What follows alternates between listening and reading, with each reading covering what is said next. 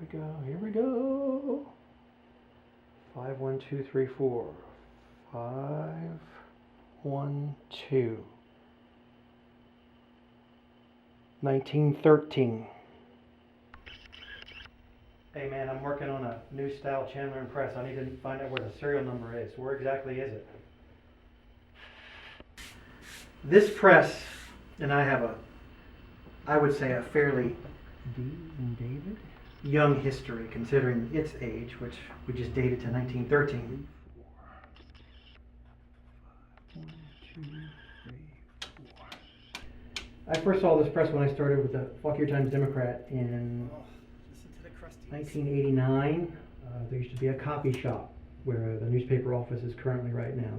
There was a lady there would bring me copy material from the copy center, which if you ask her, she says, I had this look on my face when she brought me copy center because I was a true printing guy. I was offset printing then. She would bring me stuff downstairs and I would give her the hairy eye, raise an eyebrow like, oh, this is just copy stuff, come on.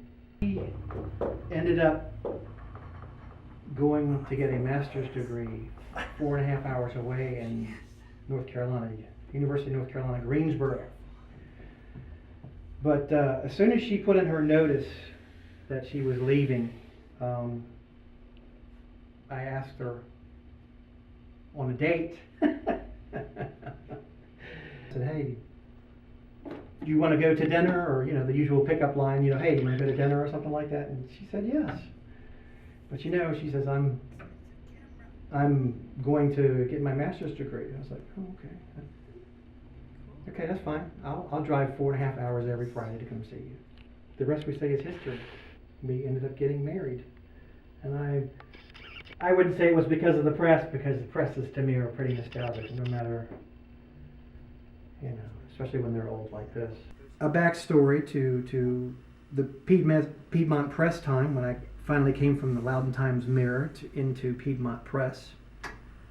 I was actually asked to come and run the bindery over here for Piedmont Press. A gentleman was leaving and I was probably in the pecking order to come over, and I was asked to come here and run the bindery. There was a gentleman there named Alan Poe. Get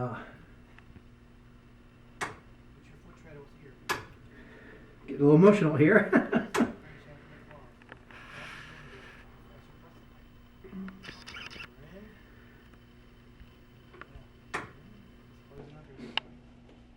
There was a letterpress downstairs, a Heidelberg windmill, that he introduced me to, which was the first time I'd seen a letterpress. And I was scared as hell. But Mr. Poe had a ticket job on the press, a Heidelberg windmill, sort of like this. It was a platen press. But he said, you're going to run this job today. And I was very, very scared. He goes, don't get too close to it. It'll take your head off and it will take your fingers off. And I said, okay. So a 3-up or 4-up, I can't remember, a 2-up numbering job with 4 numbering heads for a person that had never ever seen a letterpress before. Tickets on a Heidelberg windmill. I think after that day, I fell in love with printing, and I owe it to Mr. Poe for showing me the poison. Operators were known, not that I did that, but operators were known for putting their initials on the press. I was here. Kilroy was here.